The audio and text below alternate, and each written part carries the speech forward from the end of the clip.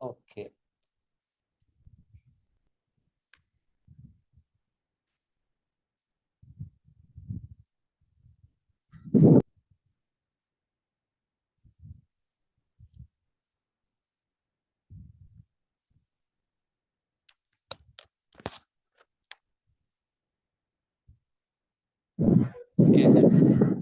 Recording on ആണ്. Good afternoon everybody. ഇന്ന് degree level, +2 level, 10th ലെവലുള്ള ക്ലാസ് നമ്മൾ കണ്ടിന്യൂ ചെയ്യുകയാണ്. ഇന്നത്തെ നമ്മുടെ SCERT 10th സ്റ്റാൻഡേർഡ് SS-ലെ ഒരു പ്രധാനപ്പെട്ട ഭാഗമാണ്. തുടർച്ചയായിട്ട് എല്ലാ എക്സാമിനും ചോദിക്കുന്ന ഭാഗമാണ് സ്ട്രഗിൾ ആൻഡ് ഫ്രീഡം അഥവാ സമരവും സ്വാതന്ത്ര്യവും. ഈ ഒരു ചാപ്റ്ററിന് വളരെ വളരെ തുടർച്ചയായിട്ട് ഒരുപാട് സാറേ സ്ലൈഡ് ഒന്നുകൂടി സൂമിൻ ചെയ്യാൻ പറ്റും? നമ്മുടെ ലാൻഡ്സ്കേപ്പിൽ മൊബൈൽ പിടിച്ചാലേ അതുകൂടി കറക്റ്റ് സൂമിൻ ആവും. ഓക്കെ ഓക്കെ അല്ലേ? മാക്സിമം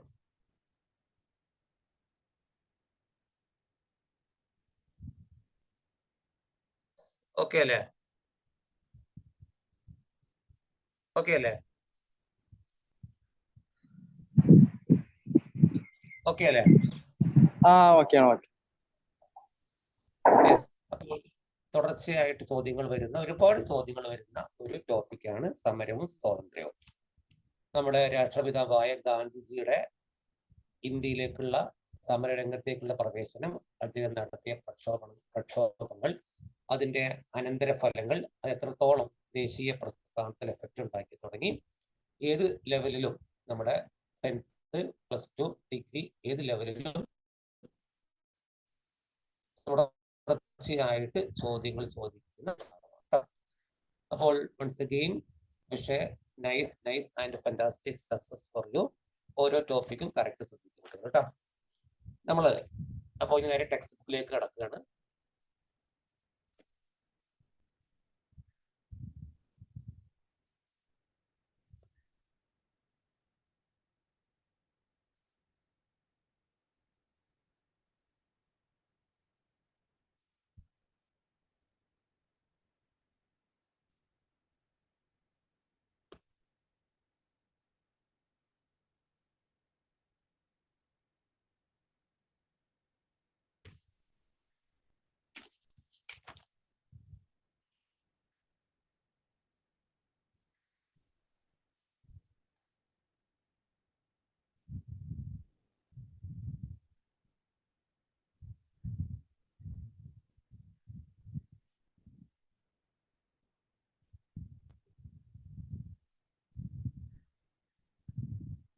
ഓക്കെ, ഒന്നാമത്തെ നമ്മുടെ ടോപ്പിക് വരികയാണ് സമരവും സ്വാതന്ത്ര്യവും എന്നാണ് ചാപ്റ്റർ. നമ്മുടെ ഇതിന്റെ കണ്ടന്റിന്റെ പേര് കേട്ടോ.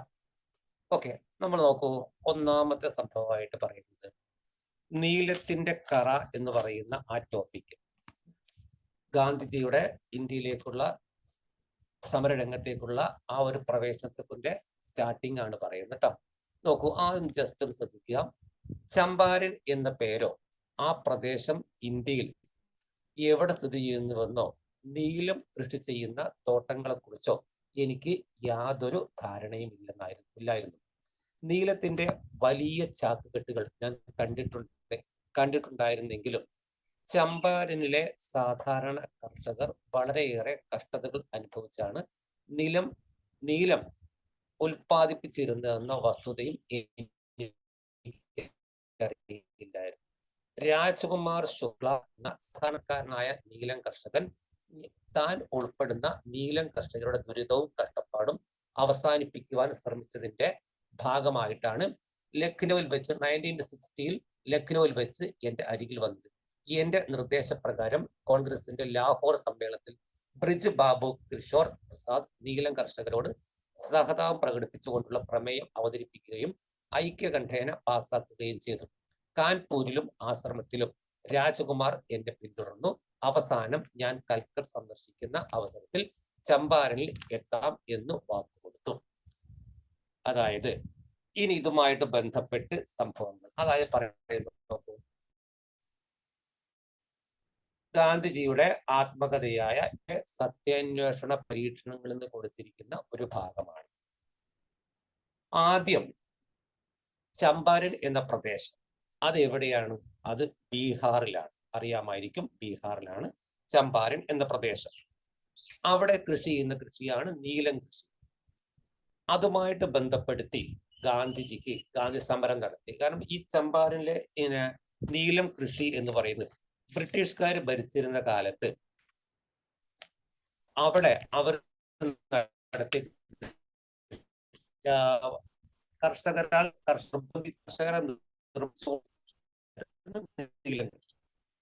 അപ്പൊ അതുമായിട്ട് ബന്ധപ്പെടുത്തിയ കാര്യം പറയാം. അതായത് ബ്രിട്ടീഷ് ഉണ്ടാക്കിയ വ്യവസ്ഥ പ്രകാരം 20/3 ഏക്കർ നിർബന്ധമായിട്ടും നീലം കൃഷി ചെയ്യണം. 20 ഏക്കർ എന്ത് കൃഷി ചെയ്താലും അതിൽ 3 ഏക്കർ നിർബന്ധമായിട്ടും നീലം കൃഷി തന്നെ വേണം എന്നൊരു സമ്പ്രദായം, എന്നൊരു വ്യവസ്ഥ അവർ വെച്ചിരുന്നു. അതിനെ തീൻ കടിയ എന്ന് പറയും. കടിയ എന്ന വാക്കിന്റെ അർത്ഥം ഒരുപക്ഷെ അത് ബീഹാരി ബന്ധപ്പെട്ട വാക്കാണ്, ഹിന്ദിയുമായിട്ട് ബന്ധപ്പെട്ടതല്ല. ഏക്കർ എന്തൊക്കെയാണ് വേണമെങ്കിൽ പറയാം. അപ്പോൾ ആ രീതിക്ക്, അത് ബ്രിട്ടീഷ് നടപ്പിലാക്കിയ ആ ഒരു നിയമത്തിനാണ് തീൻ കടിയ എന്ന് പറയാം. 20/3, 20 ഏക്കർ കൃഷി ചെയ്യുമ്പോൾ അതിൽ 3 ഏക്കർ നിർബന്ധമായിട്ടും നീലം കൃഷി വേണമെന്നാണ്. ആ നീലം കൃഷി ഇങ്ങനെ ചെയ്താൽ അവർ ഇഷ്ടം പോലെ വിലക്ക് എടുക്കുന്നില്ല, തോന്നിയ വിലക്ക്, വളരെ കുറച്ച് വിലക്ക് എടുക്കും. അപ്പൊ ഇവിടെ ആ നീലം കൃഷിക്കാരുടെ ആ ഒരു കഷ്ടപ്പാടിനെ കുറിച്ച് ഗാന്ധിജിയെ ഉത്ബോധിപ്പിച്ച വ്യക്തി എന്ന് പറയുന്നത് രാജ്കുമാർ കിഷോർ ആണ്. ആരാ മക്കളെ പറയാം? രാജ്കുമാർ കിഷോർ. അറിയാലോ, രാജ്കുമാർ കിഷോർ ആണ്. രാജ്കുമാർ കിഷോർ കണ്ടില്ലേ? രാജ്കുമാർ കിഷോർ അത് താൻ നേരിട്ട അവസ്ഥയെ കുറിച്ചാണ് പറഞ്ഞത്. എനിക്ക് ഇത്രത്തോളം ഇത്രത്തോളം സംഭവങ്ങൾ കഴിയില്ല എന്ന രീതിയിൽ രാജ്കുമാർ കിഷോർ പറഞ്ഞു. അതായത് അപ്പോൾ ഇതുമായിട്ട്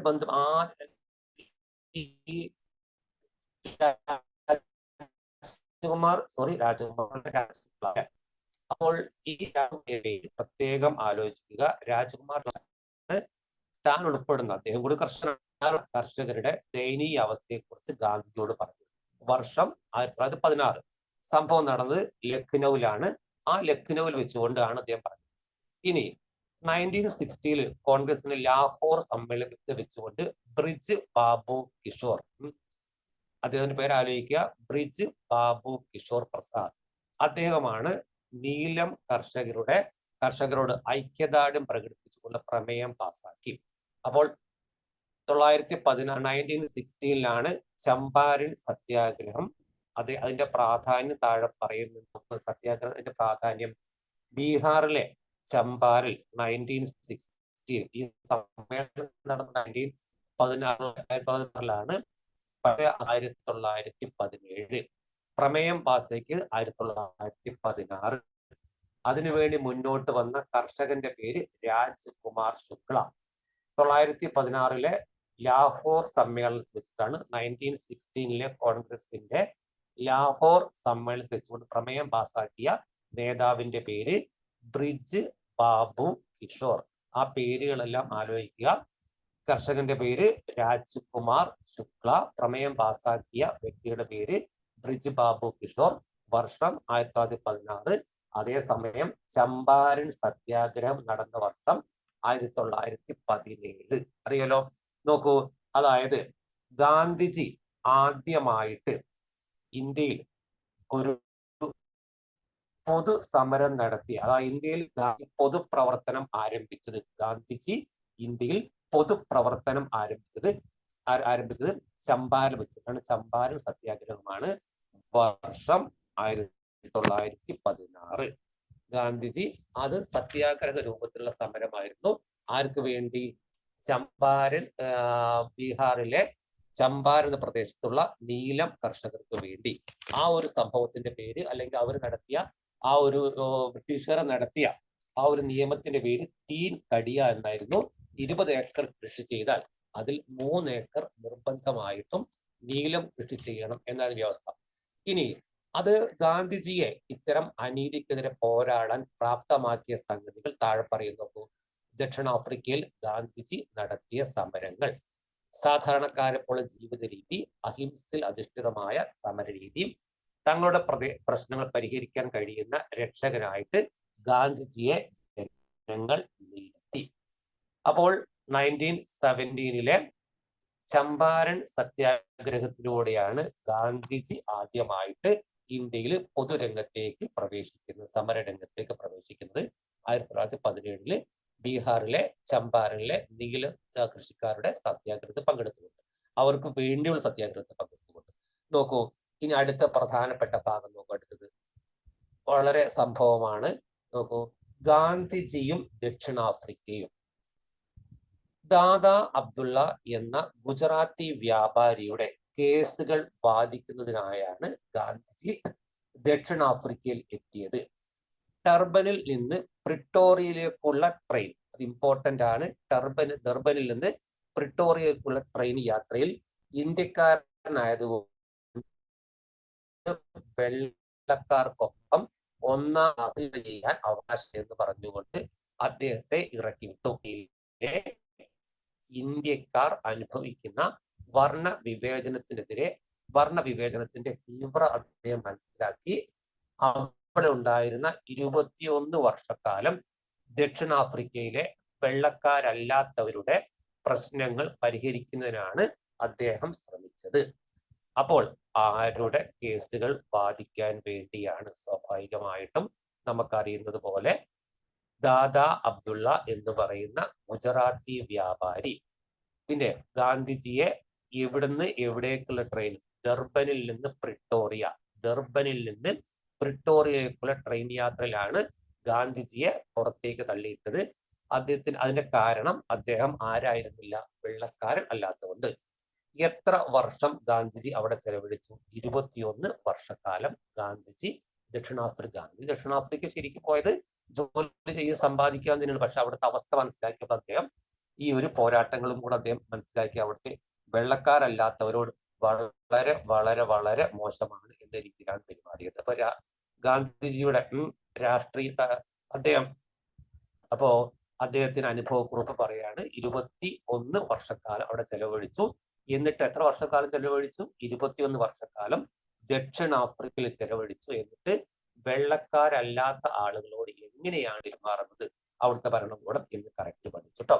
അപ്പോൾ 1917 ചമ്പാരൻ സത്യാഗ്രഹത്തെ കുറിച്ച് പറഞ്ഞു കഴിഞ്ഞു. ഇനി നോക്കൂ, അതുമായിട്ട് ബന്ധപ്പെടുത്തി പറയുന്ന നമ്മുടെ ഇതില് ടെക്സ്റ്റ് ബുക്കിൽ 3 കോളം വ്യക്തമായിട്ട് കൊടുത്തിട്ടുണ്ട്.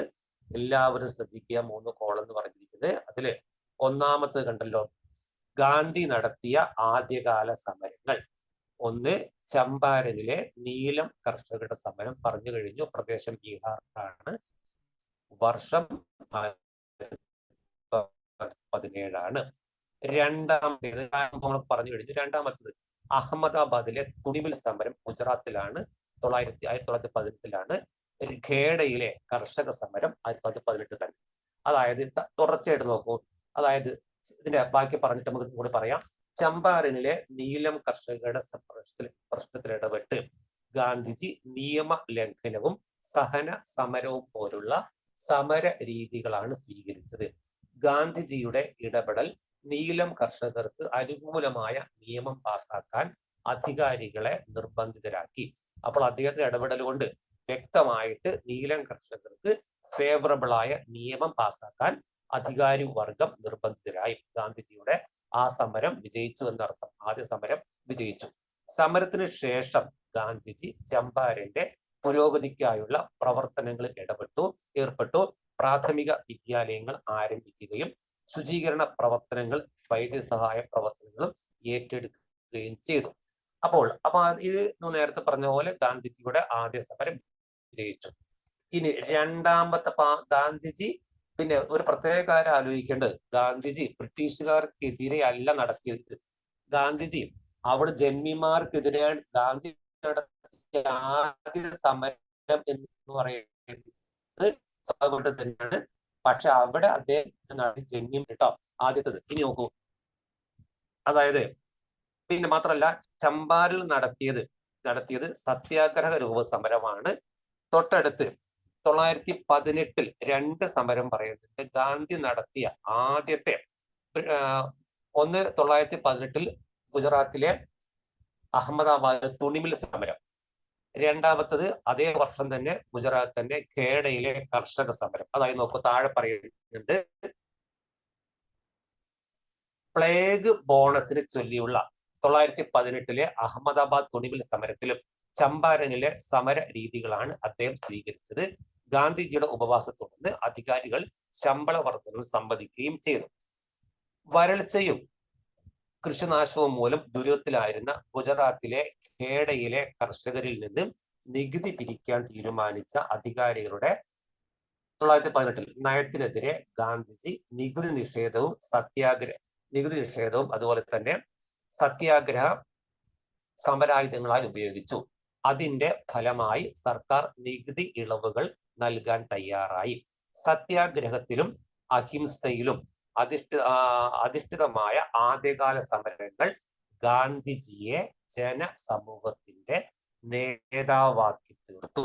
അതായത് നമ്മൾ ആ ഗാന്ധിജിയുടെ 3 സമരങ്ങൾ, ഫസ്റ്റ് അദ്ദേഹം നടത്തിയ സത്യാഗ്രഹ രൂപ സമരം, പക്ഷെ ആ സമരം ബ്രിട്ടീഷുകാർക്കെതിരെ ഗാന്ധിജി നടത്തിയ ആദ്യ സമരം എന്ന് പറയുന്നത് ഖേഡയിലെ കർഷക സമരമാണ്.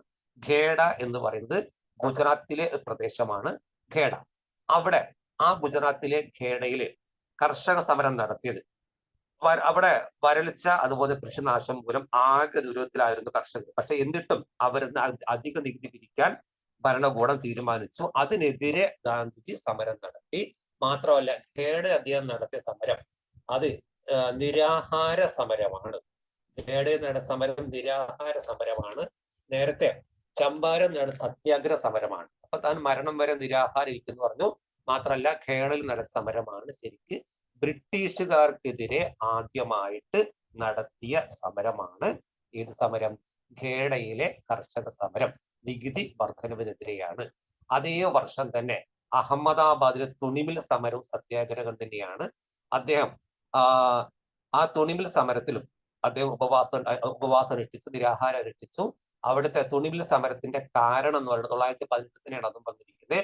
അവിടെ പ്ലേഗ് ബോണസ് അഥവാ പ്ലേഗ് ബോണസ് എന്ന് പറയുന്നത് പ്രത്യേകിച്ച് അവിടെ പറയുന്നുണ്ട്, അടുത്ത പേജിൽ പറയുന്നുണ്ട് പ്ലേഗ് ബോണസ് എന്ന് കണ്ട താഴെ ഇവിടെ. അതായത് 1917 അഹമ്മദാബാദിൽ പൊട്ടിപ്പുറപ്പെട്ട പ്ലേഗ് രോഗം അവിടുത്തെ ജനസംഖ്യയുടെ ഏതാണ്ട് 10% പേരെ കൊന്നൊടുക്കി. ഈ കാലയളവിൽ തൊഴിലാളികൾക്ക് അവരുടെ ശമ്പളത്തിന്റെ 80% വരെ ബോണസായി നൽകിയിരുന്നു. രോഗഭീതി മൂലം തൊഴിലാളികൾ തൊഴിലുപേക്ഷിച്ച് പോകാതിരിക്കാനായി ഏർപ്പെടുത്തിയ ഈ സംവിധാനം 1-ാം ലോക മഹായുദ്ധം കൊണ്ടുണ്ടായ വിലക്കയറ്റത്തെ പ്രതിരോധിക്കാൻ തൊഴിലാളികൾക്ക് സഹായകമായി. രോഗഭീതി ഒഴിഞ്ഞോടുകൂടി ഈ ആനുകൂല്യം നിർത്തലാക്കിയതാണ് തൊഴിലാളികളെ സമരത്തിന് പ്രേരിപ്പിച്ചത്. അപ്പോൾ ഈ പറഞ്ഞ പ്ലേഗ് ബോണസിനെ കുറിച്ച് കൂടുതൽ പറയേണ്ട. പ്ലേഗ് ബോണസ് എന്ന് പറയുന്ന ഈ സമരവും സ്വാഭാവികമായിട്ടും ബ്രിട്ടീഷുകാരുണ്ടാക്കിയ സംഭവം തന്നെയാണ്. അതിലും ഗാന്ധിജിക്ക് വ്യക്തമായിട്ട് നിർദ്ദേശം കൊടുത്തു. ഗാന്ധിജി വ്യക്തമായി മുന്നേറി. അപ്പോൾ ഈ 3 സമരങ്ങളുമായിട്ട് ബന്ധപ്പെടുത്തി പറയുന്ന കാര്യങ്ങൾ നമ്മൾ ആലോചിക്കുക. 3 സമരങ്ങൾ എന്ന് പറയുമ്പോൾ ഏതൊക്കെയാണ്? ഒന്ന്, നേരത്തെ പറഞ്ഞ ചമ്പാരനിലെ നീലം കർഷകരുടെ സമരം. അത് ഗാന്ധിജി നടത്തിയ സത്യാഗ്രഹ സമരമാണ്. വർഷം 1917. 2, ഇവിടെ ടെക്സ്റ്റ് ബുക്ക് കൊടുത്തത് രണ്ടാമത്തെ ഗുജറാത്താണ്. ശരിക്കും രണ്ടാമത് നടന്നത് ഗുജറാത്തിൽ തന്നെ ഖേഡയിലെയാണ്. ആ ഖേഡയിലെ കർഷക സമരത്തിൽ ഗാന്ധിജിയോടൊപ്പം നമ്മുടെ ഇന്ത്യയുടെ ഉരുക്ക് മനുഷ്യൻ എന്നറിയപ്പെടുന്ന സർദാർ വല്ലഭായ് പട്ടേലും പങ്കെടുത്തു. ശരിക്കും പറയുകയാണെങ്കിൽ നേരത്തെ പറഞ്ഞ പോലെ ബ്രിട്ടീഷ് സർക്കാരിനെതിരെ ഗാന്ധി നയിച്ച ആദ്യ സമരമാണ് ഖേഡയിലെ കർഷക സമരം എന്ന് പറയുന്നത്. ഓക്കെ. അതുപോലെ തന്നെ അതേ വർഷം നടന്ന അഹമ്മദാബാദ് തുണിമിൽ സമരം 2 നിരാഹാര സമരമായിരുന്നു. മറ്റേത് ചമ്പാരനിലേത് സത്യാഗ്രഹ സമരമായിരുന്നു. അത് ജന്മിമാർക്കെതിരാണ്. ഗാന്ധിജി നടത്തിയ ആദ്യത്തെ പൊതുസമരം എന്ന് പറയുന്നത് സ്വാഭാവികമായിട്ടും നീലം കർഷകരുടെ സമരമാണ് ചമ്പാരനിൽ. പക്ഷെ അത് ബ്രിട്ടീഷ് സർക്കാർ എതിരായിരുന്നില്ല, ജന്മിമാർക്കെതിരായിരുന്നു എന്നാണ് കേട്ടോ. ഓക്കെ, അപ്പോൾ ഖേഡ എന്ന പ്രദേശമുള്ളത് ഗുജറാത്തിലാണ്.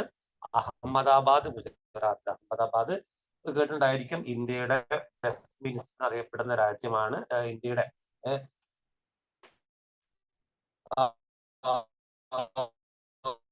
വെസ്റ്റ് മിനിസ്റ്റർ അറിയപ്പെടുന്ന രാജ്യമാണ്. അഹമ്മദാബാദിൽ രാജ്യമുണ്ട്.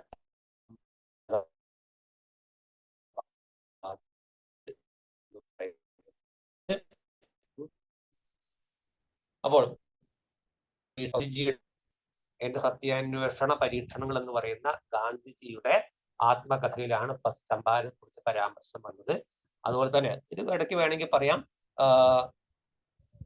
ഇന്ത്യയുടെ രാഷ്ട്രീയ പരീക്ഷണ സ്ഥലം എന്നറിയപ്പെടുന്നത് അത് കേരളമാണ്. ഒരുപക്ഷെ മക്കൾക്ക് അറിയാതിരിക്കാം.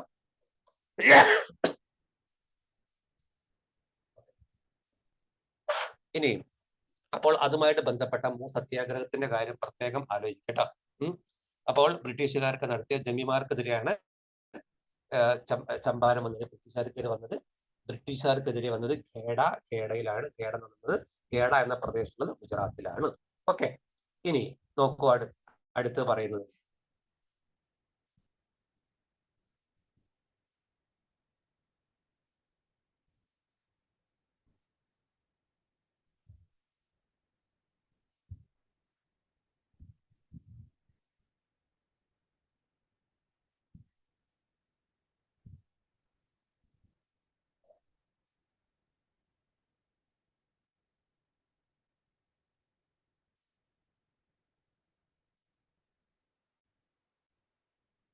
ഇനി നമുക്ക് പറയാൻ പോകുന്നത് ഇതുമായിട്ട് ബന്ധപ്പെടുത്തി രണ്ടാമത്തെ പ്രധാനപ്പെട്ട ഗാന്ധി നടത്തിയ ആദ്യ സമരം നമുക്കറിയാം ചമ്പാരൻ വിജയിച്ചു. തുടർന്ന് അങ്ങോട്ട് ടെക്സ്റ്റ് വായിക്കുകയാണെങ്കിൽ ഗാന്ധിജിയുടെ സമര രീതിയും ആശയങ്ങളും സാധാരണക്കാരായ ജനങ്ങൾക്ക് പരിചയപ്പെടാൻ അവസരം ലഭിച്ചു. മാത്രം ഏറ്റവും പ്രധാനപ്പെട്ട പോയിന്റ് നോക്കൂ, വിദ്യാസമ്പന്നരായ ആളുകൾക്കിടയിൽ മാത്രമായി ഒതുങ്ങി നിന്നിരുന്ന ദേശീയ പ്രസ്ഥാനത്തിലേക്ക് സാധാരണക്കാരായ ജനങ്ങളും ആകർഷിക്കപ്പെട്ടു.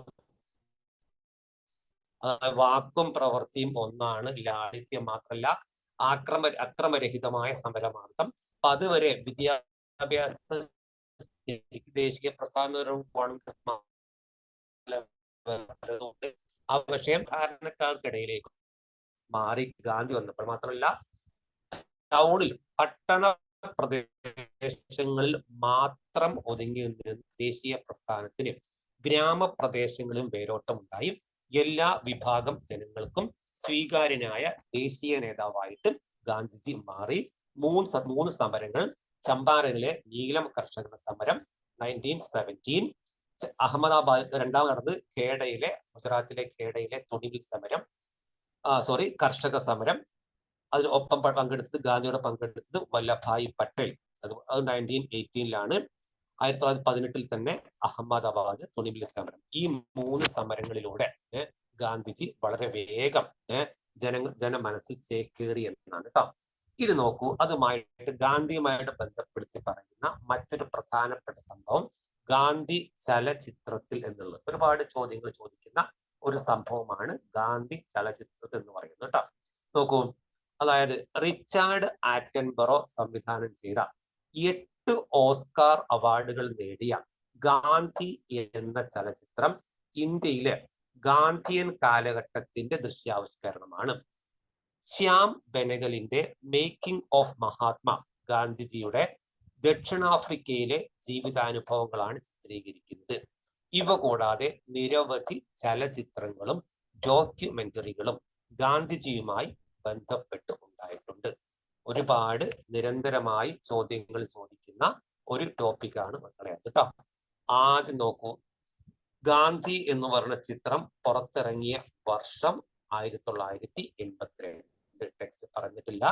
1982 ഗാന്ധിജി എന്ന് പറയുന്ന ബ്രിട്ടീഷുകാരനായ റിച്ചാർഡ് ആറ്റൻബറോ സംവിധാനം ചെയ്ത ഗാന്ധി എന്ന് പറയുന്ന സിനിമ, അതിന് 8 ഓസ്കാർ അവാർഡ് നേടി.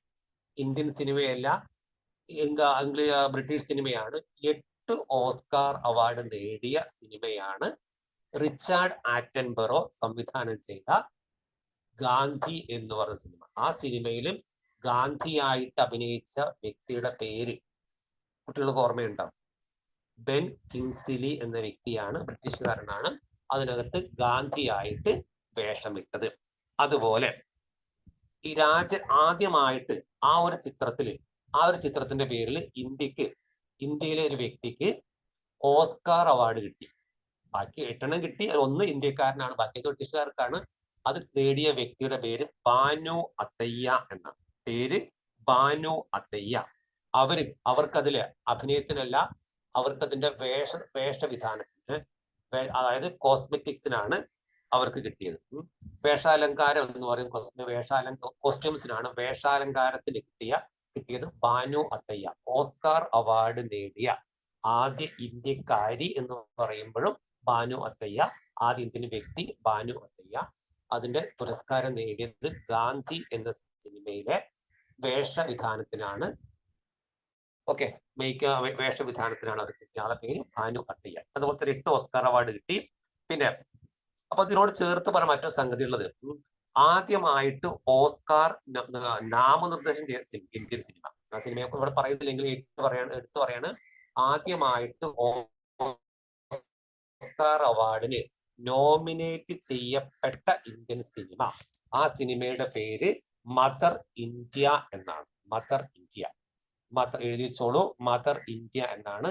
അവാർഡ് കിട്ടിയിട്ടില്ല, പക്ഷെ നാമനിർദ്ദേശം ചെയ്തു. അതിന്റെ പേര് മദർ ഇന്ത്യ എന്നാണ് കേട്ടോ. അതുപോലെ ചേർത്ത് മറ്റൊരു കാര്യം, ശ്യാം ബനഗലിന്റെ മേക്കിംഗ് ഓഫ് മഹാത്മ വേറെ സിനിമയാണ്. ഗാന്ധിജിയുടെ ദക്ഷിണാഫ്രിക്കയിലെ അനുഭവങ്ങളെ കുറിച്ച് ചിത്രീകരിച്ച സിനിമയുടെ പേര് മേക്കിംഗ് ഓഫ് മഹാത്മ. സംവിധായകന്റെ പേര് ശ്യാം ബനഗൽ. അതായത് ഇന്ത്യയുടെ സ്വാതന്ത്ര്യ സമര ചരിത്രത്തിലെ ഗാന്ധിയൻ കാലഘട്ടം അത് വിഷയമാക്കിയ സിനിമയുടെ പേര് ഗാന്ധി. സംവിധാനം റിച്ചാർഡ് ആറ്റൻബറോ. വർഷം 1982. ആദ്യമായിട്ട് ഓസ്കാർ അവാർഡ് ഇന്ത്യയിലേക്ക് കൊണ്ടുവന്നു.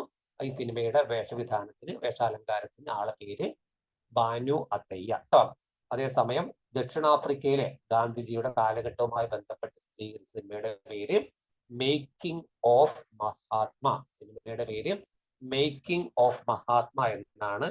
ആളുടെ പേര്, സംവിധായകന്റെ പേര് ശ്യാം ബനഗൽ എന്നാണ്. അപ്പോൾ ഇത്തരം കാര്യങ്ങളും കൂടെ ഓലയിക്കുക. പലവട്ടം ചോദിച്ചത് വർഷം, ഗാന്ധി സിനിമ ഇറങ്ങിയ വർഷം 1982. അതിന്റെ ലാംഗ്വേജ്, ആ സിനിമ ഇറങ്ങിയത് ഇന്ത്യൻ ഭാഷയിലല്ല, ഇംഗ്ലീഷ് ഭാഷയിലാണ്. പിന്നെ അതിന് ചേർത്ത് മറ്റൊരു കാര്യം, 3 ലക്ഷം ആളുകൾ, 3 ലക്ഷം അഭിനേതാക്കൾ അഭിനയിച്ച ഒരു സിനിമയാണ് ഈ റിച്ചാർഡ് ആറ്റൻബറോ സംവിധാനം ചെയ്ത ഗാന്ധി. ഒരുപക്ഷെ ലോക ചരിത്രത്തിൽ തന്നെ, ലോക സിനിമയിൽ ഇത്രയധികം ആളുകൾ അഭിനയിച്ച മറ്റൊരു സിനിമ ഉണ്ടോ എന്ന് സംശയമാണ്. ആ രീതിയിലും വിഖ്യാതമാണ്. പല രീതിയിലും ഫേമസ് ആയ സിനിമയാണ് റിച്ചാർഡ് ആറ്റൻബറോയുടെ ഈ സിനിമയായ ഗാന്ധി. അത് ഇംഗ്ലീഷ് സിനിമയാണ്. സംവിധാനം റിച്ചാർഡ് ആറ്റൻബറോ. അത് ഇന്ത്യയിലെ ഗാന്ധിജിയുടെ സ്വാതന്ത്ര്യ സമര ചരിത്രത്തിലെ ഗാന്ധിയൻ കാലഘട്ടത്തെ കുറിച്ച് പറയുന്നതാണ് കേട്ടോ. ഓക്കെ, അപ്പോൾ ആ ഒരു സിനിമയുടെ കാര്യം അവിടെ നിൽക്കട്ടെ, പ്രത്യേകമായിട്ട് പോയിന്റ് ആലോചിക്കട്ടോ. നോക്കൂ, നെക്സ്റ്റ് പ്രധാനപ്പെട്ട മറ്റൊരു സംഭവം നോക്കൂ. ബ്രിട്ടീഷ് സർക്കാർ പാസാക്കിയ റൗലറ്റ് നിയമത്തിനെതിരെ പ്രതിഷേധിച്ചുകൊണ്ടാണ് ഗാന്ധിജി ഇന്ത്യൻ ദേശീയ സമരത്തിലേക്ക് വന്നത്. ഭീകരവാദ പ്രവർത്തനങ്ങൾ തടയാനെന്ന പേരിൽ പൗരാവകാശങ്ങൾക്ക് നിയന്ത്രണം ഏർപ്പെടുത്തിക്കൊണ്ട് 1919 ബ്രിട്ടീഷ് പാർലമെന്റ് പാസാക്കിയ നിയമമാണ്. ഈ നിയമപ്രകാരം ഈ തടവിൽ വെക്കാമായിരുന്നു. നോക്കൂ, ബാക്കി കൂടി ചേർത്ത് വായിക്കാം. നമുക്ക് ഇതിന്റെ ചേർത്ത് വായിച്ചാൽ ഇന്ത്യയിലെമ്പാടും ഓക്കെ, അത്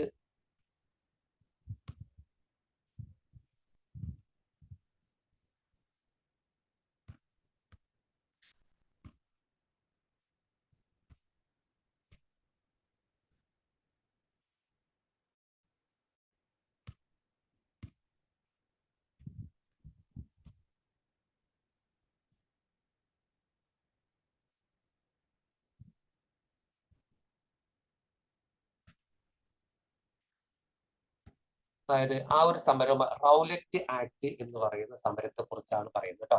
റൗലറ്റ് ആക്ട്, അതില് ഒരുപാട് ക്വസ്റ്റ്യൻസ് പോയിന്റുകളുള്ള റൗലറ്റ് ആക്ട് എന്ന് പറഞ്ഞ എന്താണെന്ന് വെച്ചാൽ 1919 ബ്രിട്ടീഷ് പാർലമെന്റ് പാസ്സാക്കിയ ഒരു നിയമമാണ്. വർഷം 1919. അതായത് ഏതൊരാളെയും വിചാരണ കൂടാതെ അറസ്റ്റ് ചെയ്യാൻ കഴിയും, വിചാരണ ഒന്നും ചെയ്യാതെ അയാളെ തടങ്കിൽ വെക്കാം എന്ന് വിചാരിക്കുന്ന ഒരു കരി നിയമമാണ് റൗലറ്റ് ആക്ട്. അതായത് ഗാന്ധിജി കരി നിയമം എന്ന് വിളിച്ച ഒരു നിയമമാണ് റൗലറ്റ് ആക്ട്. അതും ആലോചിക്കാം. ഗാന്ധിജി കരി നിയമം എന്ന് വിളിച്ച ഒരു നിയമമാണ് റൗലറ്റ് ആക്ട്. അതായത് 1919 മാർച്ച് 10 ആ ഡേറ്റ് ഒന്ന് ആലോചിക്കുക. 1919 മാർച്ച് 10 ബ്രിട്ടീഷ് ഗവൺമെന്റ് പാസ്സാക്കിയ നിയമം റൗലറ്റ് ആക്ട്. അതായത്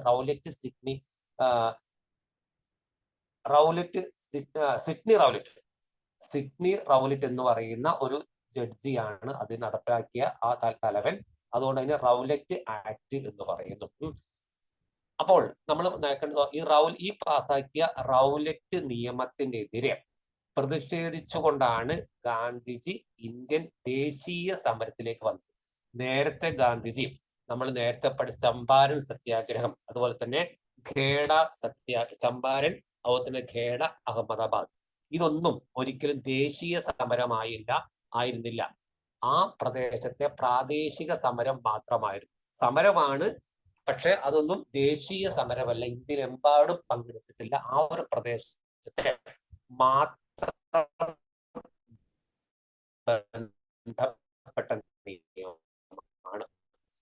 ബന്ധപ്പെട്ട സമരമായിരുന്നു.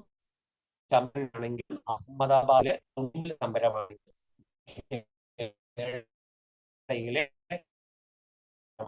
ഒരിക്കലും ഒന്നും ആ പ്രാദേശിക സമരം മാത്രം. അപ്പൊ ഇതിനെതിരെ പ്രതിഷേധിച്ചുകൊണ്ടാണ് ഗാന്ധിജി ദേശീയ സമരത്തിലേക്ക് കടന്നു വന്നത്. റൗലറ്റ് നിയമത്തിനെതിരെ പ്രതിഷേധിച്ചുകൊണ്ട് റൗലറ്റ് നിയമം ബ്രിട്ടീഷ് സർക്കാർ പാസ്സാക്കിയ വർഷം 1919. ദേശീയ സമരത്തിൽ ഗാന്ധി കടന്നു വന്ന് റൗലറ്റ് നിയമത്തിനെതിരെ. തുടർന്ന് അങ്ങോട്ട് പറയുന്ന ഏറ്റവും രക്തരൂക്ഷിതമായിട്ടുള്ള ഒരുപാട് പേരുടെ കൂട്ടക്കൊലക്കിരയാക്കിയ സംഭവം റൗലറ്റ് ആക്ടുമായിട്ട് ബന്ധപ്പെടുത്തി പറയുന്നു. അപ്പോൾ റൗലറ്റ് ആക്ട് പ്രകാരം വിചാരണ കൂടാതെ നിയമപ്രകാരം അറസ്റ്റ് ചെയ്യപ്പെടുന്ന ഏതൊരു വ്യക്തിയെയും വിചാരണ കൂടാതെ തടങ്കലിൽ വെക്കാം. എതിരാളികളെ അടിച്ചമർത്താൻ വേണ്ടി ബ്രിട്ടീഷ് സർക്കാർ 1919 മാർച്ച് 10 കൊണ്ടുവന്ന നിയമമാണ് റൗലറ്റ് ആക്ട് എന്ന് പറയുന്നത് കേട്ടോ. ഓക്കെ, ഇനി പറയുന്നു അതുമായിട്ട് ബന്ധപ്പെടുത്തി പറയുന്ന മറ്റൊരു സംഗതി എന്ന് പറയുന്നത് ജാലിയൻ വാലാബാഗ്. അറിയാലോ, ജാലിയൻ വാലാബാഗ് നമ്മുടെ സ്വതന്ത്ര ചരിത്രത്തിലെ ഏറ്റവും കൂട്ടക്കൊല നടന്ന സംഭവം. ഇതുമായിട്ട് ബന്ധപ്പെടുത്തിയുള്ള പ്രതിഷേധത്തിന്റെ ഭാഗമായിരുന്നു. അതായത് നോക്കൂ, റൗലറ്റ് നിയമ വിരുദ്ധങ്ങൾക്ക് പഞ്ചാബിൽ നേതൃത്വം നൽകിയ സെയ്ഫുദ്ദീൻ കിച്ചിലു, സത്യപാൽ എന്നിവരെ അറസ്റ്റ് ചെയ്ത് പ്രതിഷേധിക്കാനായി 1919 ഏപ്രിൽ 13 ജനങ്ങൾ അമൃത്സറിലെ ജാലിയൻ വാലാബാഗിൽ ഒത്തുകൂടി. അമൃത്സർ പട്ടണത്തിന്റെ നിയന്ത്രണം ഈ സമയം പട്ടാളം ഏറ്റെടുത്തിരുന്നു. പട്ടാള മേധാവിയായ ജനറൽ ഡയർ തന്റെ ഉത്തരവ് ലംഘിച്ചു എന്ന് വ്യാഖ്യാനിച്ചുകൊണ്ട് യാതൊരു മുന്നറിയിപ്പുമില്ലാതെ 3 വശവും കെട്ടിടങ്ങളാൽ ചുറ്റപ്പെട്ട മൈതാനത്തിന്റെ പ്രവേശന കവാടത്തിൽ പട്ടാളക്കാരെ നിരത്തി നിരായുധരായ ജനങ്ങൾക്ക് നേരെ വെടിവെക്കാൻ ഉത്തരവിട്ടു. 10 മിനിറ്റ് നീണ്ടു നിന്ന വെടിവെപ്പിൽ 379 പേർ മരിച്ചു എന്നായിരുന്നു ഔദ്യോഗിക കണക്കെങ്കിലും മരണസംഖ്യ ഇതിന്റെ ഇരട്ടിയായിരുന്നു. യെസ്, അപ്പോൾ വർഷം ജാലിയൻ വാലാബാഗ് കൂട്ടക്കൊല സംഭവം പഞ്ചാബിൽ, വർഷം 1919 ഏപ്രിൽ 13. എന്തിനെതിരെ? അറസ്റ്റ് ചെയ്യപ്പെടുന്ന ഏതൊരു വ്യക്തിയും വിചാരണ കൂടാതെ തടങ്കലിൽ വെക്കാം എന്ന റൗലറ്റ് നിയമത്തിനെതിരെയുള്ള ഒരു സമരമായിരുന്നു അത്. അതിന്റെ കാരണം അതായത് റൗലറ്റ് നിയമത്തെ പ്രതിഷേധിച്ചുകൊണ്ട് രണ്ട് പ്രമുഖ നേതാക്കൾ, അവിടുത്തെ രണ്ട് പ്രാദേശിക നേതാക്കളായിട്ടുള്ള സൈഫുദ്ദീൻ കിച്ലു, സത്യപാൽ, ആ പേരുകൾ ആലോചിക്കുക. സൈഫുദ്ദീൻ കിച്ലു, സത്യപാൽ, ഈ രണ്ട് പേരെ അറസ്റ്റ് ചെയ്തതിന് പ്രതിഷേധിക്കാൻ വേണ്ടിയിട്ടും ആ രണ്ട് അവിടുത്തെ പ്രാദേശിക നേതാക്കന്മാരെ അറസ്റ്റ് ചെയ്തതിൽ ശക്തമായിട്ട് പ്രതിഷേധം രേഖപ്പെടുത്താൻ വേണ്ടി ആളുകൾ അമൃത്സറിലെ, പഞ്ചാബിലെ അമൃത്സറിലെ ജാലിയൻ വാലാബാഗിൽ തടിച്ചുകൂടി ഇന്ന് 1919 ഏപ്രിൽ 13. അപ്പോൾ ഇവര് ഈ സമയത്ത് പരിപൂർണമായിട്ടും അതിന്റെ പട്ടണത്തിന്റെ നിയന്ത്രണം പട്ടാളം ഏറ്റെടുത്തു. എന്നിട്ട് തന്റെ ഉത്തരവ്, പട്ടാള മേധാവിയുടെ പേര് ജനറൽ ഡയർ എന്നാണ് കേട്ടോ. പട്ടാള മേധാവിയുടെ പേര് ജനറൽ ഡയർ എന്നാണ്. റെജിനാൾഡ് ഡയർ എന്നൊക്കെ പറയും. അപ്പൊ അവിടുത്തെ വേറെ സംബന്ധം, അന്നത്തെ അവിടെ ഭരിച്ച ഗവർണറുടെ പേര് മൈക്കിൾ ഒ ഡയർ എന്നാണ്. അദ്ദേഹം ഉത്തരവ് കൊടുത്തത്, ഉത്തരവ് നടപ്പിലാക്കിയ വ്യക്തിയാണ് റെജിനാൾഡ് ഡയർ അഥവാ ജനറൽ ഡയർ. രണ്ടും ഡയർ തന്നെയാണ്, ആലോചിക്കുക. വർഷം 1919 ഏപ്രിൽ 10 വർഷം നടന്നത്. സോറി, ഏപ്രിൽ 13 നടന്നത്. April 13 1919 April 13. അന്ന് അവിടെ ഭരിച്ച ബ്രിട്ടീഷുകാരനായ ഗവർണറുടെ പേര് മൈക്കിൾ ഒ ഡയർ. നടപ്പിലാക്കിയ സൈനിക മേധാവിയുടെ പേര് റെജിനാൾഡ് ഡയർ. ഏകദേശം 370, ഒരു തികച്ച ചുറ്റപ്പെട്ട സ്ഥലമാണ്, ജനങ്ങൾ കൂടിപ്പെടാൻ കഴിയുന്നില്ല. 3 വശവും കെട്ടിടങ്ങൾ ചുറ്റപ്പെട്ട മൈതാനത്തിന്റെ ഏക പ്രവേശന കവാടത്തിൽ പട്ടാളക്കാരെ നിരത്തിക്കൊണ്ടാണ് നിരായുധരായ സാധുക്കളായ ഭാരതീയർക്ക് നേരെ ബ്രിട്ടീഷ് പട്ടാളം വെടിയുതിർത്തത്. ആ വെടിയുതിർത്ത പട്ടാള മേധാവിയുടെ പേര് റെജിനാൾഡ് ഡയർ. റെജിനാൾഡ് ഡയർ അഥവാ ടെക്സ്റ്റ് പറഞ്ഞ ജനറൽ ഡയർ എന്നെ രണ്ടൊരാൾ തന്നെയാണ് ജനറൽ ഡയർ. അതേപോലെ അന്ന് ബ്രിട്ടീഷുകാരനായ അവിടെ ഭരിച്ചിരുന്ന പഞ്ചാബിലെ ഗവർണറുടെ പേര് മൈക്കിൾ ഒ ഡയർ. അദ്ദേഹമാണ് പ്രധാന ഉത്തരവ് കൊടുത്ത അദ്ദേഹമാണ്. അദ്ദേഹത്തെയാണ് പിന്നീട് ഉദ്ധം സിംഗ് ഒക്കെ വെടിവെച്ച് ബോംബെറിഞ്ഞൊക്കെ കൊല്ലപ്പെടുത്തി കേട്ടോ, ബോംബെറിഞ്ഞ് കൊന്നതൊക്കെ. 379 പേരാണ് മരിച്ചത്. പക്ഷെ സ്വാഭാവികമായിട്ടും അതല്ല, അത് ഔദ്യോഗിക കണക്കാണെങ്കിലും എത്രയോ അധികം ഇരട്ടി, അതിന്റെ ഇരട്ടിയായിട്ട് 700 800 ഒക്കെ ആയിട്ടുള്ള സംഭവങ്ങളാണ്, ആളുകളാണ്, നിരപരാധികളാണ് അവിടെ ആ ജനറൽ ഡയർ നടത്തിയ വെടി കൊല്ലപ്പെട്ടത് എന്ന് പറയുന്നു. നോക്കൂ, അതിനാസ്പദമാക്കി ഇറങ്ങിയ ഒരു പത്രമൊക്കെയാണ് അമൃത്സർ മസാക്കർ എന്നൊക്കെ പറഞ്ഞു കൊടുത്തിട്ടുണ്ട്. വർഷം 1919 ഏപ്രിൽ 23. എന്തിനെതിരെ? റൗലറ്റ് ആക്ടിനെതിരെ പ്രതിഷേധിച്ച രണ്ട് നേതാക്കന്മാരെ, അതായത് സൈഫുദ്ദീൻ കിച്ലു, സത്യപാൽ, ഇവർക്കെതിരെ നടപടിയെടുത്ത് പ്രതിഷേധിച്ചുകൊണ്ട് തടിച്ചുകൂടി എവിടെ? അമൃത്സറിലെ ജാലിയൻ വാലാബാഗ്, സ്ഥലം പഞ്ചാബ്, അമൃത്സർ, ജാലിയൻ വാലാബാഗ്. നടത്തിയ പട്ടാള മേധാവിയുടെ പേര് ജനറൽ ഡയർ അഥവാ റെജിനാൾഡ് ഡയർ എന്ന് പറയും. അന്നത്തെ ഗവർണറുടെ പേര് മൈക്കിൾ ഒ ഡയർ എന്നാണ്. രണ്ടും മാറിപ്പോകരുത്. പട്ടാള മേധാവി general Dyer, governor Michael O'Dwyer. 379 പേര് ഔദ്യോഗിക കണക്കാണ്. സ്വാഭാവികമായിട്ട് ഒരു ഇരട്ടിയാണെന്ന് പറയപ്പെടും. അതപ്പം ജാലിയൻ വാലാബാഗ് സമരം ഈ റൗലറ്റ് ആക്ടിനെതിരെ പ്രതിഷേധിച്ച ശക്തമായിട്ട് കൊടുങ്കാറ്റായിട്ട് മാറി എന്ന് തന്നെയാണ് കേട്ടോ. നോക്കൂ, ഇനി അതിന്റെ ഇന്ത്യയിലെമ്പാടും ശക്തമായ പ്രതിഷേധം രൂപപ്പെടുന്നതിന് ജാലിയൻ വാലാബാഗ് സമരം കാരണമായി. പ്ലാസി യുദ്ധം ബ്രിട്ടീഷ് ഭരണത്തിന് അടിത്തറയിട്ടെങ്കിൽ ജാലിയൻ വാലാബാഗ് സംഭവം ബ്രിട്ടീഷ് ഭരണത്തിന്റെ അടിത്തറ ഇളകി എന്നാണ് ജാലിയൻ വാലാബാഗ് സംഭവത്തെ കുറിച്ച് ഗാന്ധിജി പ്രതികരിച്ചത്. അവിടെ നമ്മൾ ശ്രദ്ധിക്കേണ്ട കാര്യം, പ്ലാസി യുദ്ധം ആണ് ബ്രിട്ടീഷ് ഭരണത്തിന് അടിത്തറ പാകി. പ്ലാസി യുദ്ധം ബ്രിട്ടീഷ് ഭരണത്തിന് അടിത്തറ പാകി എന്ന് മഹാത്മജി ഒരിക്കലും പറഞ്ഞില്ല. പക്ഷെ മഹാത്മജി പറഞ്ഞ എന്താണ്? മഹാത്മജി അന്നേരം പറഞ്ഞിട്ടില്ല, പിന്നെ പറഞ്ഞാണ് ഇവിടെ ഈ ബ്രിട്ടീഷ് ഭരണകൂടത്തിന്റെ അടിത്തറ ഇളക്കിയ സംഭവമാണ് ജാലിയൻ വാലാബാഗ്. 379 പേര് കൊല്ലപ്പെട്ട ഈ സംഭവം എന്ന് പറഞ്ഞിരിക്കുന്നു. ഇനി നമ്മൾ ശ്രദ്ധിക്കേണ്ട സംഗതി, അപ്പോൾ ഗാന്ധിജിയുടെ ആദ്യകാല ഇതുമായിട്ട് ബന്ധപ്പെട്ട് ഗാന്ധിജിയുടെ ആദ്യകാല സമരങ്ങളുമായിട്ട് ബന്ധപ്പെടുത്തി പറയുന്നതാണ് ദേശീയ സമരത്തിലേക്ക് ഗാന്ധിജി വന്നത് ഈ പറയുന്ന റൗലറ്റ് ആക്ടിനെതിരെയുള്ള ശക്തമായ പ്രതികരിച്ചുകൊണ്ടാണ് ഗാന്ധിജി രംഗത്ത് വന്നത്. ഇനി നോക്കൂ, ഈ ഇതുമായിട്ട് ബന്ധപ്പെടുത്തി നിസ്സഹകരണ സമരം, ഖിലാഫത്ത് പ്രസ്ഥാനം, ഗാന്ധിജിയുടെ നേതൃത്വത്തിൽ ഇന്ത്യൻ നാഷണൽ കോൺഗ്രസ് നടത്തിയ ആദ്യത്തെ ദേശീയ പ്രക്ഷോഭമാണ് നിസ്സഹകരണ സമരം. ഗാന്ധിജി പങ്കെടുത്തത് നമ്മൾ നേരത്തെ പഠിച്ചു, റൗലറ്റ് ആക്ടിനെതിരെയുള്ള സമരം അല്ലെ. അപ്പോൾ ദേശീയ സമരത്തെ കടന്നു വന്നത് അതേസമയം ഗാന്ധിയുടെ നേതൃത്വത്തിൽ, അത് ഗാന്ധി മാത്രമായിരുന്നു, ഇന്ത്യൻ നാഷണൽ കോൺഗ്രസ് മാറിപ്പോയത് ഗാന്ധിജി നടത്തിയ ദേശീയ സമരത്തെ കടന്നു വന്നത് റൗലറ്റ് ആക്ടിനെതിരെ പ്രതിഷേധിച്ചുകൊണ്ട്. എന്നാൽ ഇന്ത്യൻ നാഷണൽ കോൺഗ്രസ് ഗാന്ധിജിയുടെ നേതൃത്വത്തിൽ, ഗാന്ധി നടത്തിയ നേരത്തെ പറഞ്ഞ പോലെ ഈ റൗലറ്റ് നിയമത്തിനെതിരെയുള്ള സമരമാണ്. എന്നാൽ ഇന്ത്യൻ നാഷണൽ കോൺഗ്രസ്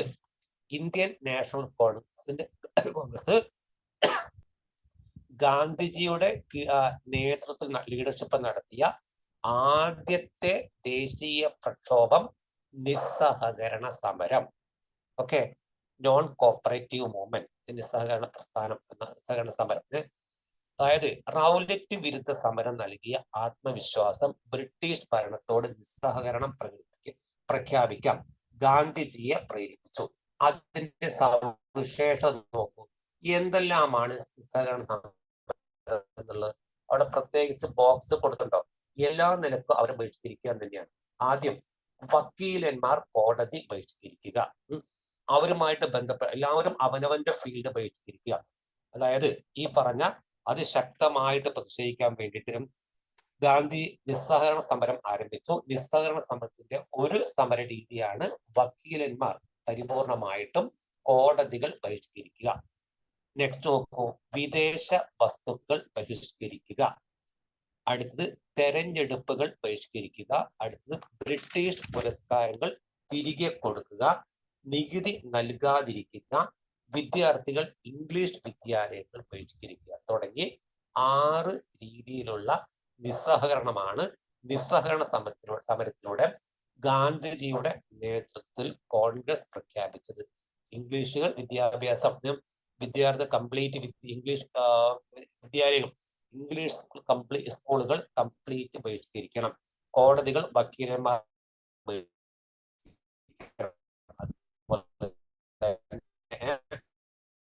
അതുപോലെ തന്നെ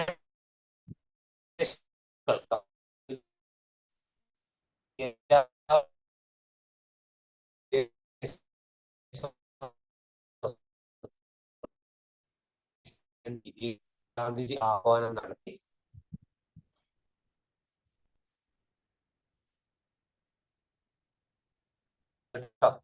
ഇനി നോക്കൂ, അതിന്റെ അനുബന്ധമായിട്ട് പറയുന്നത്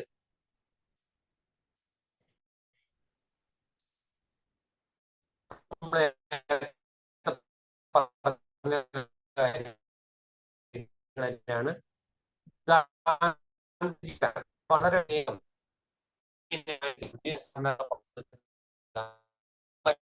സമരമാർഗം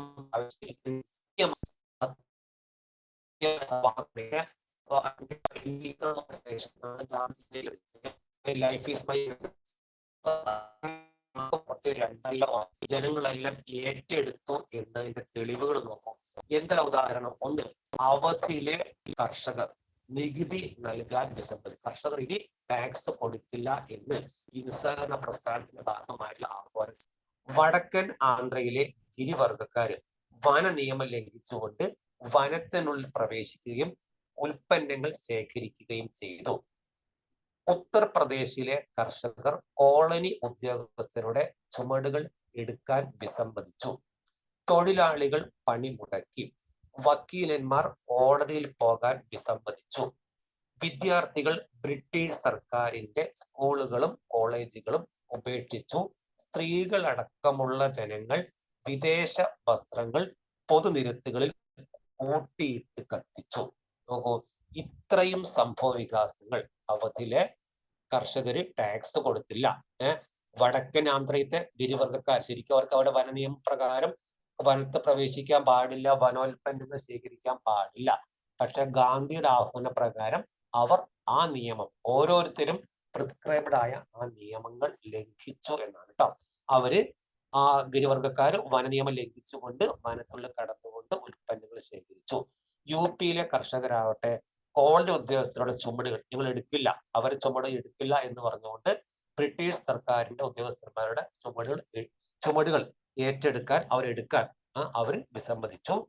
തൊഴിലാളി പണിമുടക്കി. വക്കീലന്മാർ അവരുടെ ജോലിയുടെ ഭാഗമായിട്ട് കോടതിയിൽ ഇനി പോവില്ല എന്ന് പറഞ്ഞ് കോടതികൾ ബഹിഷ്കരിച്ചു, കോടതി പോവാൻ വിസമ്മതിച്ചു. അതുപോലെ തന്നെ ബ്രിട്ടീഷ് സർക്കാരിന്റെ സകല സ്കൂളുകളും കോളേജുകളും വിദ്യാർത്ഥികൾ ബ്രിട്ടീഷ് സർക്കാരിന്റെ സകല സ്കൂളുകളും കോളേജുകളും വിദ്യാർത്ഥികളും ബഹിഷ്കരിച്ചു. അവസാനമായിട്ട് സ്ത്രീകൾ അടക്കമുള്ള എല്ലാ ജനങ്ങളും വിദേശ വസ്ത്രങ്ങള് പ്രതിഷേധത്തിന്റെ സൂചന കാണിച്ചുകൊണ്ട്, ശക്തമായ പ്രതിഷേധം കാണിച്ചുകൊണ്ട് പൊതുനിരത്തുകളിൽ അവർ കൂട്ടിയിട്ട് കത്തിച്ചു. ഇനി നെക്സ്റ്റ് നോക്കൂ. ബഹിഷ്കരണത്തോടൊപ്പം നിർമ്മാണ പ്രവർത്തനങ്ങൾക്കും ഗാന്ധിജി ആഹ്വാനം നൽകി. ഇതിനെ തുടർന്ന് ജനങ്ങൾ തദ്ദേശീയമായ ഉൽപ്പന്നങ്ങൾ നിർമ്മിക്കുകയും ചർക്കയിൽ നൂൽ നൂറ്റ് ഖാദി വസ്ത്രങ്ങൾ നെയ്യുകയും ഹിന്ദി പ്രചരിപ്പിക്കുകയും ചെയ്തു. ഐത്തോച്ചാടന പ്രവർത്തനങ്ങളും ഇതിന്റെ ഭാഗമായിരുന്നു. അക്കാലത്ത് സ്ഥാപിക്കപ്പെട്ട ദേശീയ വിദ്യാലയങ്ങൾക്ക് ഉദാഹരണമാണ് കാശി വിദ്യാപീഠം, ഗുജറാത്ത് വിദ്യാപീഠം, ജാമിയ മില്ലിയ തുടങ്ങിയവ. ഇംഗ്ലീഷ് വിദ്യാലയങ്ങൾ ബഹിഷ്കരിച്ചിറങ്ങിയ ദേശീയ വിദ്യാർത്ഥികൾ ദേശീയ വിദ്യാഭ്യാസത്തിലേക്ക് ആകർഷിക്കപ്പെട്ടു. അതായത് വെറും പ്രതിഷേധം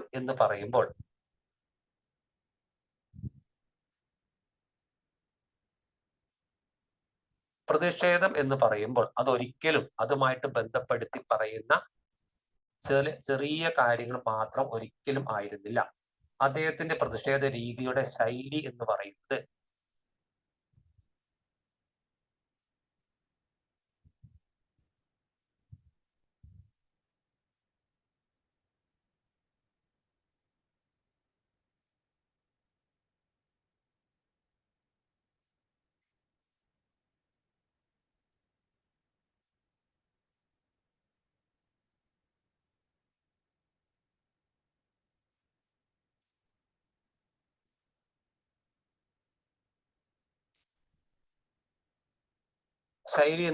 കേവലം പ്രതിഷേധം മാത്രമല്ല, ഒരേ സമയം നിർമ്മാണ പ്രവർത്തനങ്ങൾ, പ്രത്യേകം ശ്രദ്ധിക്കണം. അതായത് ഗാന്ധിജിയുടെ സമര ശൈലി ഒരിക്കലും നശീകരണം പ്രാപ്തിയല്ല. ഇംഗ്ലീഷ് വിദ്യാഭ്യാസം അദ്ദേഹം ബ്രിട്ടീഷ് സർക്കാരിന്റെ വിദ്യാലയം ബഹിഷ്കരിച്ചു. സ്വാഭാവികമായിട്ടും കുട്ടികൾക്ക് പഠനം മുടങ്ങരുത് ഗാന്ധിക്ക് ആഗ്രഹമുണ്ട്.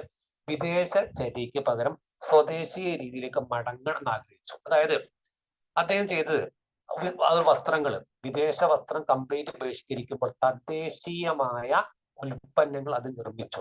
ചർക്കയിൽ നൂൽ നൂറ്റുകൊണ്ട് ഖാദി വസ്ത്രങ്ങൾ നെയ്തു. അതുപോലെ തന്നെ ദേശീയ വിദ്യാലയങ്ങൾ ആരംഭിച്ചു. ഹിന്ദി പ്രചരിപ്പിച്ചു. വളരെ വ്യക്തമായ കാര്യമാണ്. ഹിന്ദി പ്രചരിപ്പിച്ചു. ദേശീയതയുടെ ഭാഗമായിട്ടാണ് ഹിന്ദി ഉയർന്നു വരുന്നത്. അത് പ്രചരിപ്പിച്ചു. മാത്രമല്ല ഐത്തോച്ചാടന പ്രവർത്തനങ്ങൾ അദ്ദേഹം നടത്തി. അതുപോലെ അക്കാലത്ത് പ്രധാനപ്പെട്ട ധാരാളമായിട്ട് ദേശീയ വിദ്യാലയങ്ങൾ, ബ്രിട്ടീഷ് സർക്കാരിന്റെ കീഴിലുള്ള വിദ്യാലയം ബഹിഷ്കരിച്ചപ്പോൾ അതിന് ബദലായിട്ട് ദേശീയ വിദ്യാലയങ്ങൾ അദ്ദേഹം ഒരുപാട് രൂപം കൊടുത്തു. പ്രധാനമായിട്ടും 3 വിദ്യാലയങ്ങളെ കുറിച്ച് ടെക്സ്റ്റ് പറയുന്നുണ്ട്. അതില് ഒന്ന് പറയുന്നത് കാശി വിദ്യാപീഠമാണ്, 2 ഗുജറാത്ത് വിദ്യാപീഠമാണ്, 3 ജാമിയ മില്ലിയ. ഇത് 3ഉം ദേശീയ വിദ്യാഭ്യാസ നയത്തിന്റെ ഭാഗമായിട്ട് സ്ഥാപിക്കപ്പെട്ടതാണ്. ഗാന്ധിജിയുടെ നിസ്സഹകരണ സമരത്തിന്റെ ഭാഗമായിട്ട് ജനങ്ങൾ ഈ ഇംഗ്ലീഷ് വിദ്യാഭ്യാസം ബ്രിട്ടീഷ് വിദ്യാലയങ്ങൾ ബഹിഷ്കരിച്ചുകൊണ്ട് ദേശീയ വിദ്യാലയത്തിന്റെ അവർ തുടക്കം കുറിച്ച ദേശീയ വിദ്യാലയത്തിന്റെ എക്സാമ്പിൾ ആണ് 1 കാശി വിദ്യാപീഠം, 2 ഗുജറാത്ത് വിദ്യാപീഠം, 3 ജാമിയ മില്ലിയ. ഇനി നോക്കൂ, നിസ്സഹകരണ സമരം നടക്കുന്ന അതേ കാലഘട്ടത്തിൽ ഇന്ത്യയിലെ ഖിലാഫത്ത് നേതാക്കളായ മൗലാന മുഹമ്മദ് അലി, മൗലാന ഷൗക്കത്ത് അലി എന്നിവരുടെ നേതൃത്വത്തിൽ ഖിലാഫത്ത് പ്രസ്ഥാനം ശക്തി പ്രാപിച്ചു. അതായത് ഈ ഗാന്ധിയുടെ നേതൃത്വത്തിൽ നിസ്സഹകരണ സമരം നടക്കുന്ന അതേ കാലഘട്ടത്തിൽ ഇന്ത്യയിലെ ഖിലാഫത്ത് പ്രസ്ഥാന നേതാക്കൾ മൗലാന മുഹമ്മദ് അലി, മൗലാന ഷൗക്കത്ത് അലി, അലി സഹോദരൻ, ദേശീയ പ്രസ്ഥാനത്തിലെ അലി സഹോദരന്മാർ എന്നറിയപ്പെടുന്നതാണ് മൗലാന മുഹമ്മദ് അലി, മൗലാന ഷൗക്കത്ത് അലി. ഇവർ ഇന്ത്യയിൽ ഖിലാഫത്ത് പ്രസ്ഥാനം ആരംഭിച്ചു. ഖിലാഫത്ത് പ്രസ്ഥാനത്തെ അത് ഒരു മുസ്ലിം എന്നതിലുപരി, ഒരു മുസ്ലിം അനുകൂല പ്രസ്ഥാനം എന്നതിലുപരി ബ്രിട്ടീഷ് വിരുദ്ധ പ്രസ്ഥാനമാണെന്ന് കണ്ടുകൊണ്ട് വ്യക്തമായിട്ട് ദേശീയ പ്രസ്ഥാനത്തോട് ഗാന്ധിജി ചേർത്ത് നിർത്തി. ആ ചേർത്ത് നിർത്തിയതിലൂടെ മുസ്ലിങ്ങളുടെ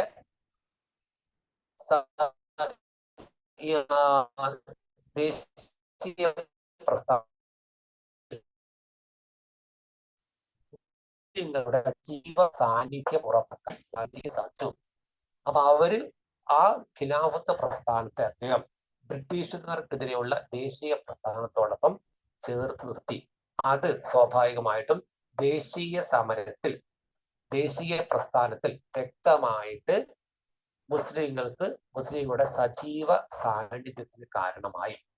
മാത്രമല്ല മുസ്ലിം ഹിന്ദു ഐക്യം ശക്തിപ്പെട്ട സംഭവമായിരുന്നു. ഇനി ഖിലാഫത്ത് പ്രസ്ഥാനത്തെ പ്രത്യേകം നമ്മൾ പഠിക്കണം.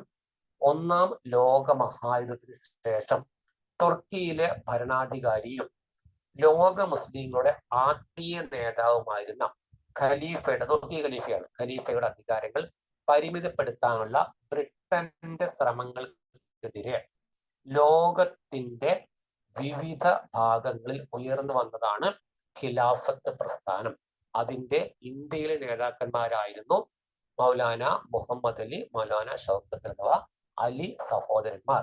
അതായത് ഒന്നാം ലോക മഹായുദ്ധ കാലഘട്ടത്തിൽ, ആ കാലത്തിന് ശേഷം ലോക മുസ്ലിങ്ങളുടെ നേതാവ് തുർക്കി സുൽത്താനായിരുന്നു, തുർക്കിയിലെ ഭരണാധികാരിയായിരുന്നു. അദ്ദേഹം ലോക മുസ്ലിങ്ങളുടെ ആത്മീയ നേതാവാണ്. അദ്ദേഹത്തിന്റെ അധികാരങ്ങൾ ബ്രിട്ടീഷ് സർക്കാർ പരിമിതപ്പെടുത്താൻ ശ്രമിച്ചു. ആ ശ്രമങ്ങൾക്കെതിരെ ഇന്ത്യ ഉൾപ്പെടെ ലോകത്തെ എല്ലാ തലത്തും, ഇന്ത്യയിൽ അത് ബ്രിട്ടീഷ് സർക്കാരിനെതിരെയുള്ള ഒരു സ്വാതന്ത്ര്യ സമരത്തിന്റെ ഭാഗമായിട്ട് മാറി. അത് ചേർത്ത് നിർത്തും. കേവലം മുസ്ലിങ്ങൾക്ക് വേണ്ടിയുള്ള പ്രസ്ഥാനം എന്നതിനുപരി ബ്രിട്ടീഷ് സർക്കാരിനെതിരെയുള്ള ഒരു ദേശീയ പ്രസ്ഥാനത്തിന്റെ ഭാഗമാക്കാൻ ഗാന്ധിജിക്ക് സാധിച്ചു എന്നുള്ളത് ഗാന്ധിജിയുടെ ഏറ്റവും വലിയ വിജയം. നേരത്തെ പറഞ്ഞ പോലെ ഈ മുസ്ലിങ്ങളെ ദേശീയ പ്രസ്ഥാനത്തോടൊപ്പം ചേർത്ത് നിർത്തി ഹിന്ദു മുസ്ലിം ഐക്യത്തിന്റെ വക്താവായിട്ട് ഗാന്ധിജി മാറിയ അപൂർവമായ ഒരു നിമിഷമായിരുന്നു അതില്. അപ്പോൾ ലോക മുസ്ലിങ്ങളുടെ ആത്മീയ നേതാവ് എവിടെ സുൽത്താനാണ്? എവിടത്തെയാണ്? തുർക്കിയിലെ ഖലീഫാണ്. അവരുടെ അധികാരങ്ങൾ ബ്രിട്ടീഷ് സർക്കാർ പരിമിതപ്പെടുത്തി. അതിനെതിരെ നടന്ന സംഭവമാണ് ഈ ഖിലാഫത്ത് പ്രസ്ഥാനം. അതിന്റെ ഇന്ത്യയിലെ നേതാക്കന്മാരാണ് ആര്? മൗലാന മുഹമ്മദ് അലി, മൗലാന ഷൗക്കത്ത് അലി എന്ന് പറയുന്നത് കേട്ടോ. അപ്പോൾ ഹിന്ദു മുസ്ലിം ഐക്യം ശക്തിപ്പെട്ട സംഭവമായിരുന്നു അത്. ഇനി ഇതിനോട് ചേർത്ത് പറയേണ്ട സംഗതി, അതായത് പൊതുവെ അക്രമരാഹിത്യം, അഹിംസ അധിഷ്ഠിതമായ സമരമാണ് ഗാന്ധി നടത്തിയത്. പക്ഷെ അതിനെതിരെയുള്ള അതിന് വിഘാതമായ ചില സംഭവ വികാസങ്ങൾ അക്കാലത്തുണ്ടായി.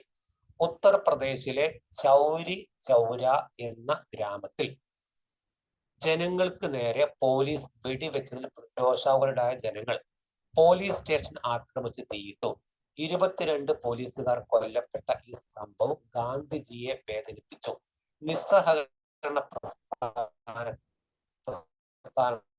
നിർത്തിവെക്കാൻ ഗാന്ധിജി ആഹ്വാനം ചെയ്തു.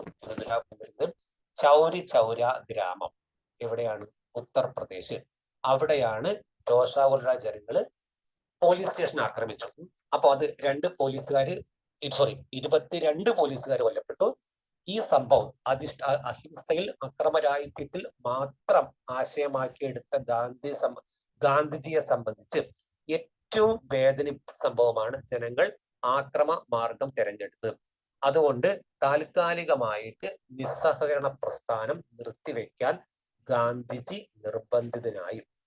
ഗാന്ധിജി നിസ്സഹകരണ പ്രസ്ഥാനം നിർത്തിവെക്കാൻ നിർബന്ധിതമായ സാഹചര്യം എവിടുത്തെ ആക്രമമാണ്? ചൗരി ചൗര സംഭവമാണ്. ചൗരി ചൗര നടന്നത് ഉത്തർപ്രദേശിലാണ്. അവിടുത്തെ പോലീസ് സ്റ്റേഷൻ ജനങ്ങൾ ആക്രമിച്ചു. അതുകൊണ്ട് ആ ആക്രമണം ഗാന്ധിജിക്ക് ഒരിക്കലും പൊരുത്തപ്പെടാൻ കഴിഞ്ഞ ഒന്നായിരുന്നില്ല. അതിന്റെ പേരിലും ഗാന്ധിജി അത് നിർത്തിവെച്ചു. നിസ്സഹകരണ പ്രസ്ഥാനം ഗാന്ധിജി നിർത്തിവെച്ചു എന്നുള്ളത് കേട്ടോ. ഓക്കെ, അപ്പോൾ നമ്മൾ പറഞ്ഞു കഴിഞ്ഞ കാര്യം ഇനിയും കുറെ അതിനോട് ബന്ധപ്പെടുത്തി കുറെ കാര്യം പറയാനുണ്ട്. ഓക്കെ, അപ്പോൾ നമ്മൾ പറഞ്ഞു കഴിഞ്ഞത് ഗാന്ധിജിയുടെ ഇന്ത്യയിലേക്കുള്ള പ്രവേശമാണ് ആദ്യകാല സമരങ്ങൾ എന്ന് പറയുന്നത്. ആദ്യം ആ സമരങ്ങൾ അദ്ദേഹം ചമ്പാരനിലാണ് അദ്ദേഹം പങ്കെടുത്ത ആദ്യ സമരം നീലം കൃഷിക്കാർക്ക് വേണ്ടി. വർഷം 1917 അപ്പൊ ഗാന്ധി നടത്തിയ ആദ്യ സമരം നീലം കർഷകർക്ക് വേണ്ടി 1917 നടത്തിയ ചമ്പാരൻ സമരമാണ്. പക്ഷെ അത് ജന്മിമാർക്കെതിരായിരുന്നു. അതേസമയം ബ്രിട്ടീഷുകാർക്കെതിരെ ഗാന്ധി നടത്തിയ ആദ്യ സമരം എന്ന് പറയുന്നത് ഗുജറാത്തിലെ ഖേഡയിലെ കർഷക സമരം ആയിരുന്നു. അവിടെ അദ്ദേഹത്തിന്റെ ആ സമരത്തിൽ ഗാന്ധിജിയോടൊപ്പം പങ്കെടുത്തത് വല്ലഭായി പട്ടേലാണ്. ഓക്കെ, അതുപോലെ തന്നെ നെക്സ്റ്റ് നമുക്ക് പഠിച്ചു കഴിഞ്ഞത് ഗാന്ധിയുടെ ദക്ഷിണാഫ്രിക്കയിൽ ഗാന്ധി എവിടേക്ക് യാത്ര ചെയ്ത്? ദർബനിൽ നിന്ന് പ്രിട്ടോറിയയിലേക്കാണ് യാത്ര ചെയ്യുമ്പോഴാണ് അദ്ദേഹത്തെ തള്ളിവിട്ടതൊക്കെ ട്രെയിനിൽ നിന്ന്, അല്ലെ? പിന്നെ ആ ഒരു ഇതായിട്ട് ബന്ധപ്പെട്ട് സിനിമയുമായിട്ട് ബന്ധപ്പെട്ടുള്ള സംഭവം, ഗാന്ധിയുമായിട്ട് ബന്ധപ്പെട്ട 2 സിനിമകൾ ടെക്സ്റ്റ് പറഞ്ഞിട്ടുണ്ട്. ഒന്ന് ഈ ഗാന്ധി സിനിമ, ഒന്ന് റിച്ചാർഡ് ആറ്റൻബറോ സംവിധാനം ചെയ്ത ഗാന്ധി. അത് സംവിധാനം ചെയ്ത വർഷം 1982 ആണ്, 1982. അതിന്റെ ഭാഷ ഇംഗ്ലീഷാണ്. 3 ലക്ഷം ആളുകൾ അഭിനയിച്ച സിനിമയാണ്. ഓസ്കാർ അവാർഡ് കിട്ടിയ 8 ഓസ്കാർ അവാർഡ് കിട്ടിയാണ്. രാജ്യത്ത് ആദ്യമായിട്ട് ഓസ്കാർ അവാർഡ് കൊണ്ടുവന്നത് ആ സിനിമയിലൂടെയാണ്. ഓസ്കാർ അവാർഡ് നേടിയ ഫസ്റ്റ് ഇന്ത്യക്കാരി അഥവാ ഇന്ത്യൻ വ്യക്തിയും ഭാനു അത്തയ്യാണ്. ഈ സിനിമയുടെ വേഷാലങ്കാരത്തിനുള്ള കോസ്റ്റ്യൂംസിനാണ് അവർക്ക് കിട്ടിയത്. അപ്പൊ അതുമായിട്ട് ബന്ധപ്പെട്ട കാര്യങ്ങൾ വീണ്ടും ആലോചിക്കട്ടോ. അതേസമയം നേരത്തെ പറഞ്ഞ പോലെ ബ്രിട്ടീഷ് സർക്കാർ കോൺഗ്രസിന്റെ ഗാന്ധിയുടെ നേതൃത്വത്തിൽ കോൺഗ്രസ് ആരംഭിച്ച ആദ്യ സമരമാണ്, ദേശീയ സമരമാണ് നിസ്സഹകരണ പ്രസ്ഥാനം എന്ന് പറഞ്ഞിരിക്കുന്നത്. സോറി, റൗലറ്റ് ആക്ട് നിയമത്തിനെതിരെ പോരാടിക്കൊണ്ടാണ് ആദ്യമായിട്ട് കോൺഗ്രസിന്റെ കീഴിൽ ഗാന്ധി സമരരംഗത്തേക്ക് കടന്നത്. അതുമായിട്ട് ബന്ധപ്പെട്ട് പറയുന്നത് 1990 ജാലിയൻ വാലാബാഗ് കൂട്ടക്കൊല അത് നടന്ന വർഷം 1919 ഏപ്രിൽ 13 നടത്തിയ. അത് വെടിവെച്ച പട്ടാള മേധാവിയുടെ പേര് റെജിനാൾഡ് ഡയർ അഥവാ ജനറൽ ഡയർ എന്നാണ്. അതേസമയം അന്നത്തെ പഞ്ചാബ് ഗവർണറുടെ പേര് മൈക്കിൾ ഒ ഡയർ എന്നാണ് കേട്ടോ. ഇത്തരം കാര്യങ്ങൾ ആലോചിക്കുക. ഈ ബാക്കിയതിന്റെ പ്രസ്ഥാന സമരമൊക്കെ പറഞ്ഞു കഴിഞ്ഞു, ഖിലാഫത്ത് പ്രസ്ഥാനത്തിന്റെ കാര്യം പറഞ്ഞു കഴിഞ്ഞു. ഇനി അതുമായിട്ട് ബന്ധപ്പെടുത്തി ബാക്കി കാര്യങ്ങൾ പറയാനുണ്ട്. ഇന്നത്തെ ഭാഗം വീണ്ടും ശരിക്കും പോയിന്റ് ബേസ് ആലോചിക്കുക. Have A nice day and wish you all success. Okay.